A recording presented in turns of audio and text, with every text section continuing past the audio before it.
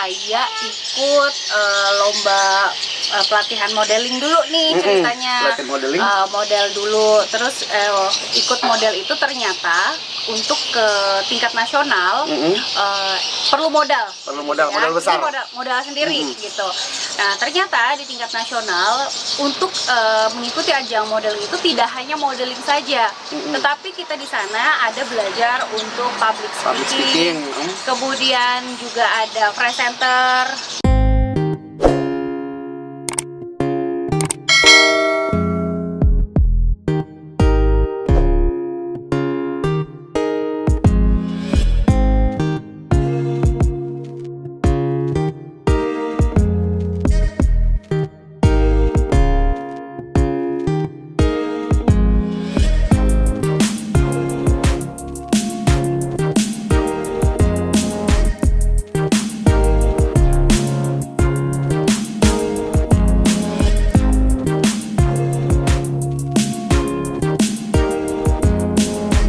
Halo guys, selamat datang di channel YouTube BEM-PMC. Seperti biasa di channel YouTube BEM-PMC, kita akan menghadirkan orang-orang yang punya prestasi.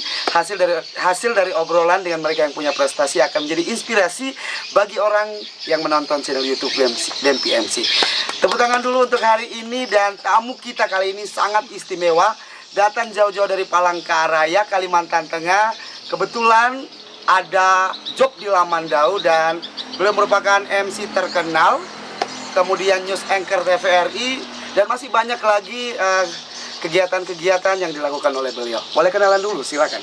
Oke, perkenalkan, saya Novita Chandra Wijaya dari Palangkaraya.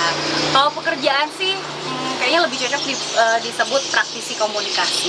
Oke, praktisi komunikasi. Oke, beliau juga seorang dosen, betul? Ya. Seorang dosen, kemudian news anchor, lebih jelasnya news anchor salah satu televisi swasta di Indonesia, televisi nasional ya. TV pemerintah dong. TV pemerintah, BUMN. No, bukan. TV pemerintah saja. TV Dia pemerintah, bukan TVRI ya.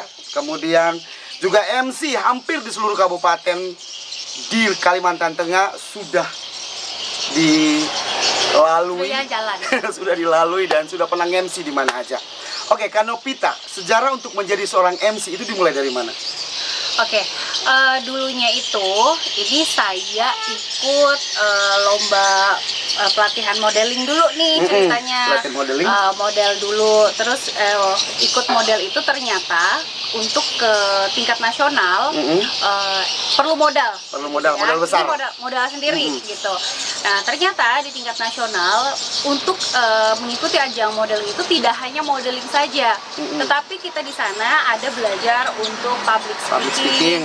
Kemudian juga ada presenter, kemudian juga ternyata modeling itu ada banyak terbagi. Ada model catwalk, ada model iklan. Nah, kemudian juga ada foto model. Nah, kalau model catwalk itu kan dia harus tinggi. Ya. Kalau foto model dia harus fotogenik. Tapi kalau model iklan dia harus bisa mengimprove untuk iklan benda-benda begitu ya, barang-barang untuk dipromosikan.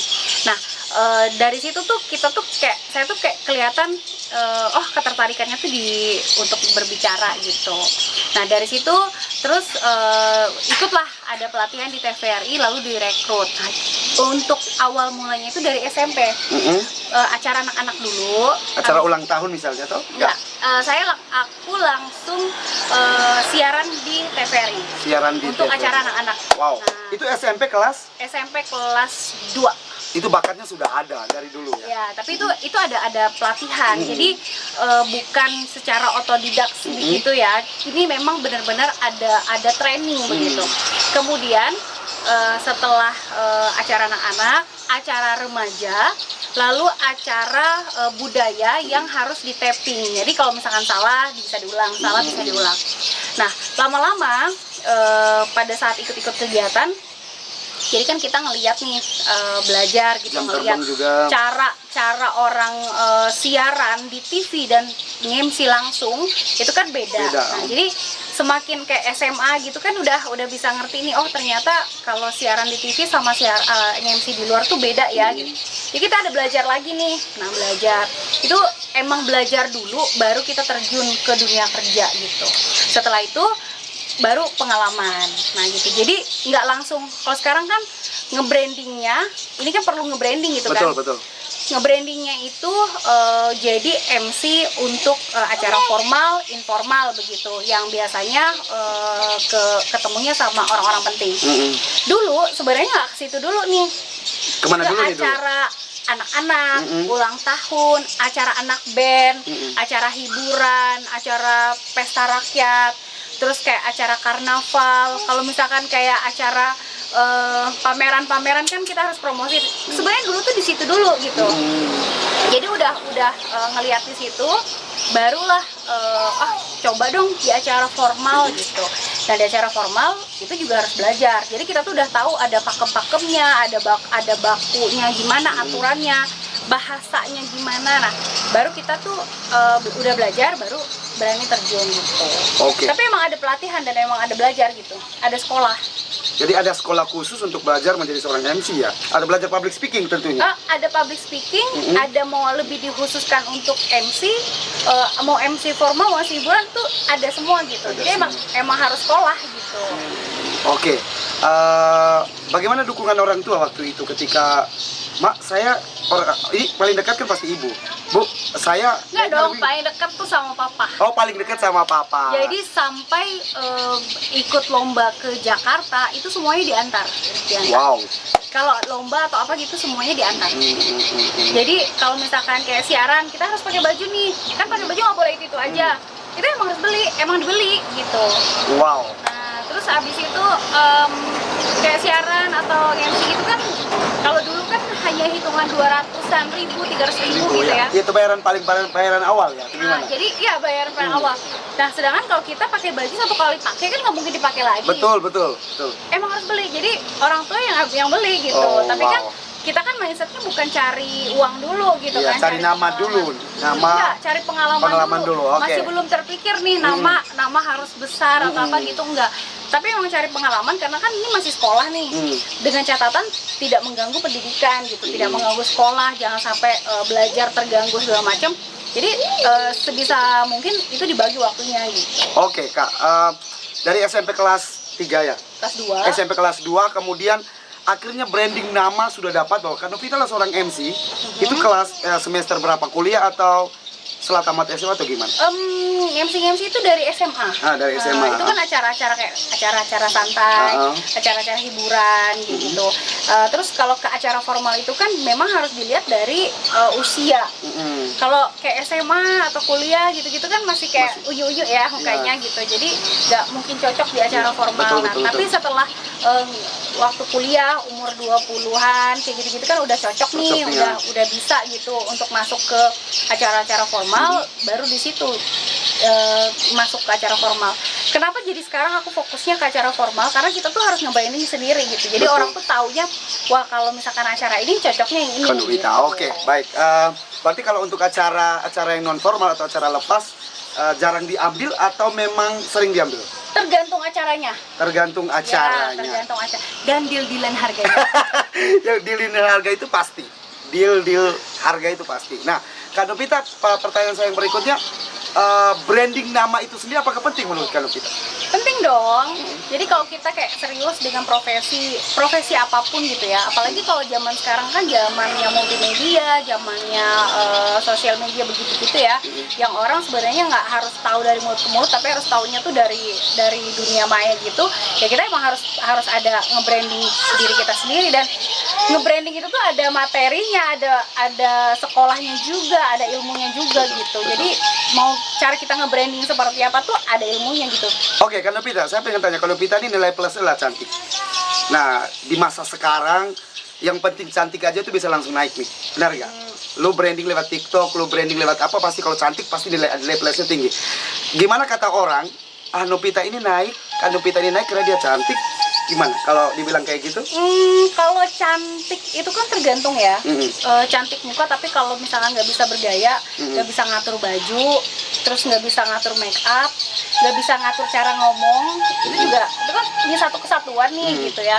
Terus kalau misalkan kayak orang ngepromosiin, nge-branding di TikTok apa itu kan cara dia untuk memanfaatkan sarana yang ada gitu. Menurut aku sih ya kalau persepsi orang kan pasti beda-beda gitu ya. Ya selagi masih bisa diterima sih nggak jadi masalah. Oke, sambungan dengan yang tadi misalnya Kak Novita ini dari SMP kelas 2 kemudian naik dan sampai sekarang. Kemudian dengan melihat yang pendatang baru yang baru 6 bulan kemudian dia viral, menurut Kak Novita gimana? Nggak jadi masalah, justru kalau misalnya siaran gitu ya, atau misalkan kayak yang MC ada tandem sama yang lebih muda, lebih apa, aku malah lebih sering ngasih tahu, kamu kurang ini, kamu kurang ini. Keren. Kan Keren. berbagi aja ya gitu, nggak jadi masalah Nggak sih. jadi masalah. Oke. Baik, jadi seorang news anchor di salah satu televisi nasional misalnya, itu apa yang diperlukan? Bedanya, ini kan beda ya, beda konteks kalau MC langsung sama di TV iya, iya. gitu ya. Bedanya apa dulu, Kak? Bedanya kalau di TV pun ada dua, mau live atau tidak live gitu mau ya. tapping atau Nah, kalau tapping kan gampang bisa iya. diedit, tapi kalau live gitu kan kita emang benar-benar harus belajar. Nah, terus kalau live-nya acara apa dulu nih? Acara hiburan atau acara berita? Acara berita mau baca berita atau dialog? Nah, Iya. kan gitu. Misalnya kalau baca berita, Nah, kalau baca berita yang harus dipersiapkan baju emang harus benar-benar sesuai dengan standar dan pakemnya yang ada. Kemudian penampilan itu juga ada pakem-pakemnya gitu. Terus habis itu kayak ini kita mau baca berita nih, ada 30 berita. Kita nggak bisa datang 10 menit. 30 sebelum menit, acara gitu. dimulai Jadi, ya. paling nggak 1 jam, 1 jam setengah karena kita harus baca gitu. Nah, kalau yang secara teknisnya kan itu panjang banget kalau dijelasin. Kalau secara teknis ya di dunia broadcast sih udah ada aturan mainnya yang nanti kalau siapa saja yang mau bergabung di dunia broadcast pasti udah tahu gitu. Oke, untuk paling gampang yang mana, Kak? News anchor, MC langsung atau jadi seorang dosen nih, Kak? Semuanya sih nggak gampang ya. Mau moderator, mau dialog, mau itu semuanya harus belajar. Terus kayak mau nge-MC di luar pun atau jadi dosen juga harus belajar gitu. Jadi semuanya tuh sebenarnya nggak ada yang gampang. Kita harus belajar dulu gitu. Jadi harus nguasain dulu. Karena kan nggak mungkin langsung datang kita langsung main gitu kan. Ini kan harus kita lihat dulu rundownnya seperti apa, alurnya seperti apa. Emang harus belajar gitu. Oke, bayaran terendah sudah bisa dibilang 200.000 awal. Ya.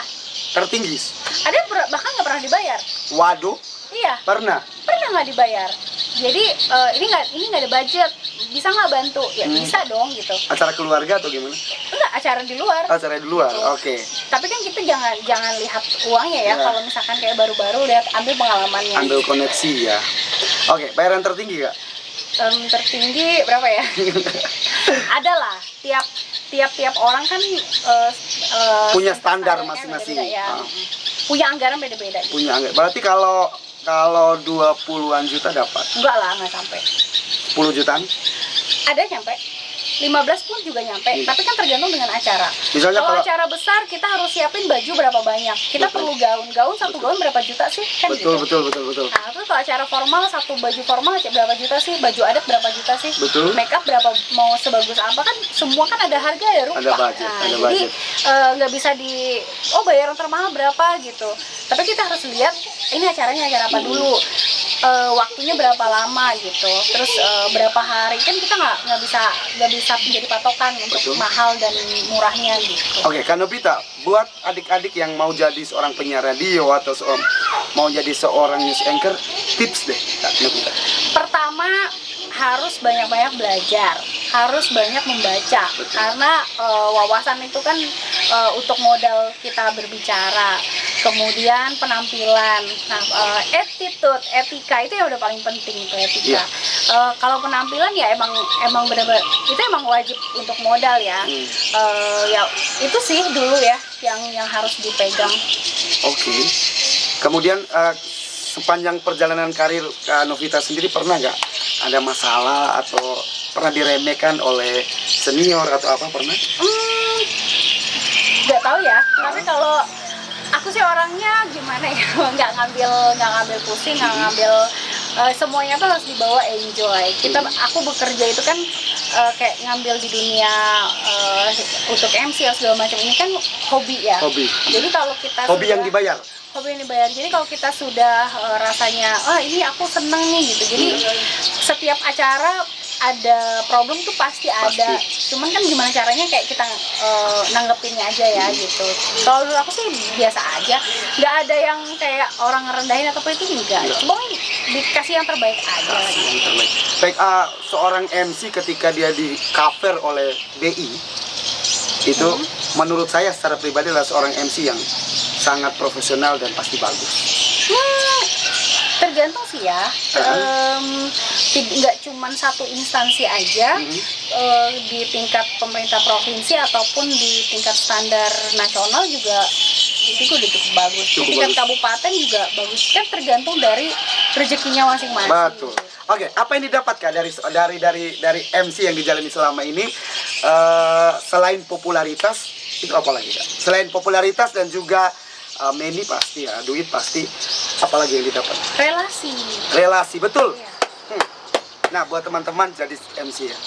Terus? Relasi, ya kita bisa kenal sama orang banyak, pengetahuan kita juga bisa bertambah. Kita misalkan masuk ke kerja ke lingkungan pemerintah, kita tahu nih struktur pemerintah seperti apa, info-infonya seperti apa.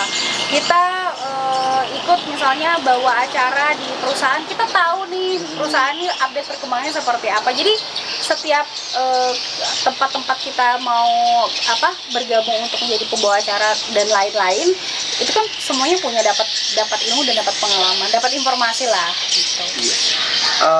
Apa yang sudah didapat dari seorang MC, misalnya rumah mungkin atau mobil misalnya jadi? Enggak sih ya, enggak mengarah ke situ sih, karena aku MC kan bukan kayak harus ngejar wah untuk MC ini adalah pekerjaan utama saya. Enggak. Gitu. Ini hanya sekedar hobi dan hobi menghasilkan uang. Nah, buat teman-teman di luar sana, untuk menjadi seorang news anchor itu butuh proses sih, butuh proses belajar ini dan sebagainya. Nah, dari MC, news anchor dan juga dosen, saya pengen tanya gimana bagi waktunya Kak? Soalnya harus juga dosen di salah satu kampus di Palangkaraya gitu. Gimana bagi waktunya? Untuk bagi waktunya, kebetulan sampai sekarang semuanya berjalan dengan, kan juga ada keluarga maksudnya ya. Berjalan dengan lancar aja gitu, karena kan pintar-pintar kita ngebagi waktu gitu. Kalau misalkan untuk berbagi dengan keluarga, waktunya ya sampai sekarang saya 24 jam sama keluarga gitu, jadi aman-aman aja sih. Kak Novita pegang mata kuliah apa atau jadi dosen apa gitu? Saya di Universitas PGRI Palangkaraya di Fakultas Pertanian, tetapi di program agribisnis di bagian untuk mata kuliah manajemen pemasaran, manajemen keuangan gitu. Oke, pantas bisnisnya banyak banget. Oke, baik Kak Novita, bahwa untuk menjadi seorang MC dibutuhkan penampilan dan juga kita attitude yang paling penting. Nah, buat adik-adik yang jarang sekali menjaga zaman sekarang ya, anak milenial susah sekali yang namanya menjaga attitude. Gimana nih Kak menurut Kak Novita? Karena aku nggak terlalu update buat nongkrong ya. Kalau misalkan yang selama ini dilihat sih semuanya yang di hadapan aku oke-oke aja gitu ya. Cuman kalau mungkin lebih kayak terpengaruh dengan misalkan kayak TikTokan pakai baju-baju seksi gitu ya. Tapi kalau menurut aku sih baju-baju seksi masih biasa-biasa aja gitu, masih wajar-wajar aja gitu. Kalau masalah mungkin dari cara bahasa kali ya, mungkin ada sedikit kadang-kadang tuh kayak bahasanya ada kasar-kasar gitu, tapi mungkin di pergaulan dia aja gitu. Nanti dengan seiringnya waktu, umurnya bertambah, makin dewasa pasti akan berubah. Oke, mau sampai kapan jadi seorang MC Kak Novita? Aku MC-nya kan cuma untuk hobi ya. Terus untuk mengisi waktu. Kalau dan juga tidak semua acara harus diambil gitu. Jadi ya jalanin aja. Seberapa kuat nantinya? Seberapa jobnya masuk, seberapa masih bisa membagi waktu, tidak merugikan untuk berbagi waktu dengan keluarga, oke-oke aja. Oke, luar biasa. Dan apa moto hidup dari Kak Novita sendiri terakhir Kak Novita? Motonya jalanin aja semuanya dengan santai. jangan dipikirkan, jangan mikir ini, semuanya jalanin aja dengan santai. Oke. Ada satu pesan dari Konopita bahwa untuk menjadi seorang MC atau menjadi seorang anchor adalah perlu yang namanya membaca, perlu yang namanya bergaul dengan orang-orang yang lebih baik dari kita tentunya, dan juga jalani semua dengan santai. Terima kasih banyak untuk Kak Nopi. Semoga ini menjadi semangat buat teman-teman di luar sana yang pengen menjadi seorang MC. Terima kasih. Bye.